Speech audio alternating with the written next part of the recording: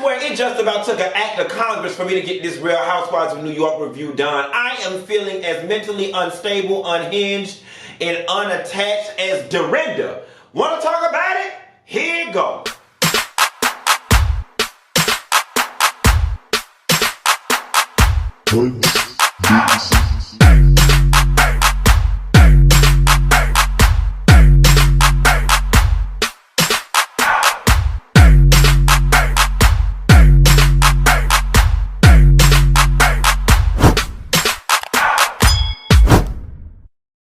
Nessa girl, I know I'm 2 days late calling you about the Real Housewives of New York, but before we get started, happy Saturday, bitch. It's Memorial Day weekend and we stuck in the house with nothing to do. So since I'm not out and about, fool out line, flirting with somebody, man, and fucking their husband on Memorial Day, I figured I'd call y'all with the New York Housewives from the Big Apple, baby, bro. All we gonna be eating is apples because we can't have no barbecue this weekend. Nevertheless, honey, we can get drunk. We can get just as drunk as Sonya did, because on the way back from the orchard, that nasty drunk bitch was throwing up all down to the bus, all on Tinsley feet and on her ankles and shit. Just nasty, bitch. You supposed to be rich and classy, and you can't control your liquor because you drunk and trashy, Miss Sonya, and you still got the nerve to walk around carrying the Morgan name. Just embarrassing them people. You're bankrupt. You're bankrupt in your soul. You're bankrupt in your spirit. You might got all that Morgan money, but you're bankrupt, Sonya. You're morally bankrupt. You're trying to... Let me stop. Then she got her drunk ass up and went to work out with Dorinda and Sonya in the morning. And the girls had to pull her to the side, and Ramona gently called her drunk. Did y'all see that? You know, one thing I love about, they try to say Dorinda and Ramona are crazy, but when they like somebody and they have respect for them, all of a sudden they magically find a way to talk to them properly. If only Dorinda and Ramona can use those same childlike, kid-like, toddler-like gloves that they use with Sonya drunk ass while telling her she's a drunk with Tinsley. Ramona ever so gently talking to her about being drunk. No, she don't need to control how many drinks she have. She don't need to watch what she drinks. She need to enroll her ass in a motherfucking class, okay? Because she got a drinking problem, an alcoholic problem, a drunk problem, an inebriation problem, teetering DUI problem. Luckily for her, she got enough money on her card, enough of that Morgan money, she could take Uber VIP everywhere she go. But if she did not, I would imagine you would find her mugshot in the Hall of Fame next to Luann's, drunk bitch. But you know what, Sonya, I can't judge you because it's Memorial Day weekend, and as soon as I get off the line, I'm getting ready to get drunk too. Leah, Tinsley, and Luann go out to dinner, to lunch. And you know what? Leah hit on the head exactly what Dorinda's problem is with Tinsley. Leah says Dorinda's problem is that she is mad with the life that Tinsley was born in, and that Tinsley has a silver spoon in her mouth. And you know, I'm gonna take it a step further and say, you know, when Richard was alive, Dorinda once had the life and married into the life that Tinsley was born with, and it bothers Dorinda. It does. Dorinda's issue with Tinsley has absolutely nothing to do with Tinsley, but it does not make it any better. And Dorinda and Ramona said this both.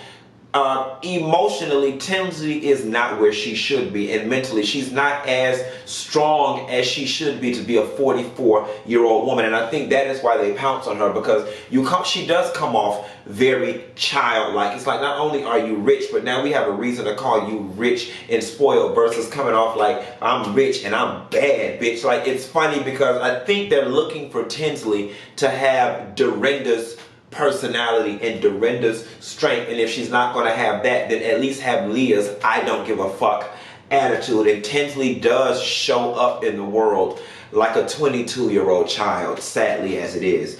Dorinda talks to Dr. Daryl. Dorinda had to go down to the therapy, honey, and get down to the crux of what the problem is. And she's frustrated. And she says that she's frustrated with Tinsley because she wants Tinsley to rise. And you know what? I can completely understand Dorinda's sentiments because I feel the same way about my sister, Isaac's mom. It's just like, girl, why?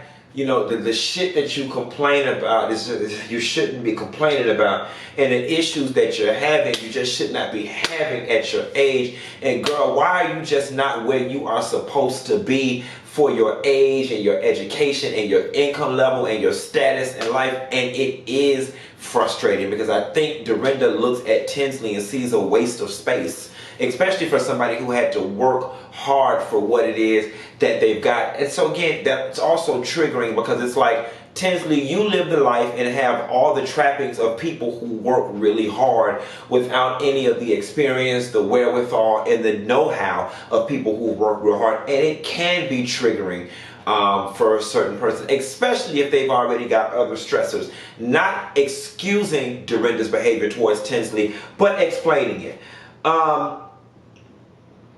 Dorinda definitely needs to sort out her personal shit, and I'm glad that she's taking the right steps by going to that finance Dr. Darryl, and not that vampire from Brooklyn that Dr. Heavenly was going to.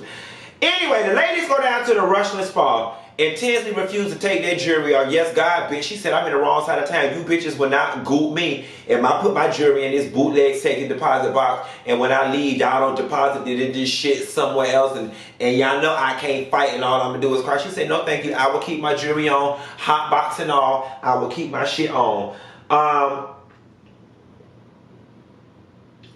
Dorinda and Luann tells Dorinda Leah is trying to find a way to reach her. And that was part of the whole them coming down to the spa, whatever the case may be. And Dorinda reveals that Tinsley lives in a fantasy world. And I want to say this. Yeah, she does live in a fantasy world. It's the fantasy world that Dorinda's ass once lived in, hence why she mad. But we talked about that. So Ramona gets there, and she immediately makes a beeline for Tinsley. And is like, girl, just let the shit go with Dorinda. I know that's right. Because Ramona said, listen, you can't win. You can't get even if you can't get out of the game. You can't win, child. You can't win. That's a little Michael Jackson from the West for you girls that's not cultured. And for the white girls. Not Dorothy and the Wizard of Oz. Not Judy Garland. Not those girls, but the girls. That's Michael Jackson from the West with Diana Ross. When I think of home, I think of a place. Moving right along, Ramona drunk ass get there and start talking about Sonya titties. You know what, Ramona, you got big nerve. Ramona, you can't be body shamed. Cause Ramona, you ain't got no ass with them big ass titties. You talking about Sonya gain weight, you need to gain some. Talking about, yeah, my mother told me to put this here. Cause Sonya's already, like, you didn't even have to do Sonya like that.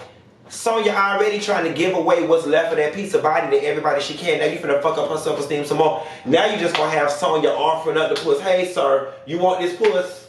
I used to be a Morgan. Like, damn, let Sonya live. The women leave the sauna and they go to the tea leaf room and start getting beat with them damn bushes. Now let me tell you something. White women, y'all call that a massage. Black women, we call that trauma remembered, okay? Listen. It's funny what y'all call a massage in black culture. We call it a whooping, bitch. How many of y'all out there on the line don't had to go out to a bush just that thick and strip them leaves off so your grandma or your mama could whoop your ass the way they paid to get theirs whooped? Quiet as it's kept, though. I wonder what those leaves smell like, if they smell like mint or anything. And I could see some therapeutic properties in it. I would imagine it would get the blood flowing. And she said it's an exfoliant or whatever the case may be. It did have me interested. And they was dusting them and brushing them like a little car wash. It could feel good. I could see it. Then they decided to go have lunch. Girl, y'all know we always got to get nervous whenever they all sit down at the table and the wine is involved. Leah says we need to talk about the elephant in the room, which was the orchard trip. And Lord, shit went, well, it didn't go all the way south, but it began to as tempers started to flare. And Dorinda and Ramona ended up getting into it because Ramona was like, basically, Dorinda, you got a problem, you unhappy, and you cut for the jugular, and you don't know how to stop. And Dorinda was like, girl, I know you. Dorinda said, well, you ought to know because you're the same way. I said, yes, God, Dorinda. Then they got mad because they was like, Dorinda, but this is not you. This ain't got nothing to do with you. And, I do feel like Dorinda was deflecting, but maybe Ramona was not the right messenger to deliver the message. Ramona, you definitely do have a problem. You definitely get excited way too much. And Tinsley was looking for a point to jump in there, and she jumped in. And And Dorinda was like, girl, I'm not about to do this today with Tinsley. I don't have a problem with you. I don't have a problem with you. They got up and went to the bathroom and peed. And the women viewed it as a ceasefire. I can get down with that. I mean, listen, we don't need to fuss about it again because we done did this 50, 11 times. So Leah, in her humble abode, her sister came and visited her little apartment or whatever the case and saw about her. Come see about me. See about me, baby. I keep crying, baby, for you. So don't you worry. Come on and see about me. Leah's sister came to see about her. You know, sometimes when you don't hear from somebody, sometimes you got to go right now. You got to go lay your eyes on it. You got to come see about them. See about them, baby. And she had some bad news. She said, Mommy still ain't fucking with you because you called her drinking. But I'm glad that Leah reached an epiphany in her relationship. She said, you know what, me and my mom are used to bonding over bad information. So that's the only thing I know how to do is tell my mom I'm in trouble or I've done something wrong, because that's been the dynamic of our relationship the whole while. Snap out of it. Step into the light, Caroline. You need to form a relationship with your mother now as two women and not that young ass girl that's seeking help and seeking approval. And that's why your mama is mad, because where it is she thought she had a grown ass woman as a daughter, she's still realizing that she's got an out of control teenager, and you re-traumatizing this woman. Cut it out, because a real grown woman, I mean grown, real sophisticated, like would have never called their mama and told them they was drinking. Why? What was the point of that? What did you plan to gain out of that? And there are plenty of other things your ass could be open with your mother with other than your drinking. Case in point, you fucking the Peter man and him sending your pictures all around the Snapchat or whatever the case may be. Peter puss. Okay? You better hope you don't get a double yeast infection putting that Peter by your pee-pee. Ramona decides to have a little party at her place. Come to find out, y'all, Elise is not a stiff-faced stick in the mud. She actually can let loose and be a little potty mouth and a little vulgar. She was asking Ramona, did she have them condoms in the nightstand? And Ramona said, no, she didn't have a condom. She had a, what's this, Ramona, a plunger? Girl, they said you've been with some men in New York City that you got a big pussy. They said the opening is the size of the Big Apple. I don't make the news. I'm just reporting it. I'm telling you what the people said. And Ramona, you yourself, you didn't say you had a little. You said, no, girl, that's how you plunge a toilet, or plunge a hole, or plunge a box. You know what I'm saying? Girl, don't let me get it started. You nasty, though. I loved it. So Sonia comes over. Come to find out, Ramona had done fat shamed Sonia a little bit. And Sonia said she was going to get her ass back nice nasty. She said, remember that dress you like? Well, I got you one, and I got it in a large because you couldn't zip it up that time, so I got it in a large. I said, ooh, Sonia, you is an old trifling drunk, bitch. You might be trifling and drunk, but you ain't dumb. Yes, God, bitch. Then Dorinda, big bird looking ass, get there. And they get there, she get a little cocktail in her with her crazy ass, and they get to talking about the spa. Dorinda said, you know what, bitch, I couldn't wait to get around your house in front of your good girlfriends to get your ass together. Don't you ever in your long-legged life talk to me the way you did. You pulled me to the side. You supposed to be my friend. Don't you embarrass me in front of capacity. Okay? And then Ramona said, bitch, what you not finna do is try to talk to me like this in front of my friends. Here it is. You told me to pull you to the side if I got something to say, but you doing the very thing you did not want me to do. You don't even know these women. At least I outed you and sprayed your tea in front of women you know. You don't even know these women, and you making a bad impression and making me out to be a best friend. Ramona was not having it, and Dorinda wasn't either, so her and Sonia decided to leave. But instead of getting their ass on the elevator, they went out there and almost got the police called on their ass because they was out there in the hallway fussing and carrying on. And then Dorinda got all unhinged. Her Zoloft wore off, and she got to crying in the hallway. And I knew the people was about to call the police at any moment. Then Elise came out. Their whitefish, whose name we don't even know. I guess she trying to make the show. But girl, you have to say something out your mouth if you trying to make the show. She came out in the hallway just being a goddamn mute. I couldn't tell if she was a friend of the show, that goddamn stale-ass Betty Boop statue in the back of Wendy Williams' house on her live show. Like, girl, you just an inanimate, ordinate object standing there for decoration. Either say something or get the fuck out the scene. Nevertheless, they came back in and got to crying and hugging and making up for each other. Y'all about the most crying, cussing at each other, making up the break-up assholes. I know. That was unstable as fuck, and I'm here for it, because sometimes a bitch just be crazy.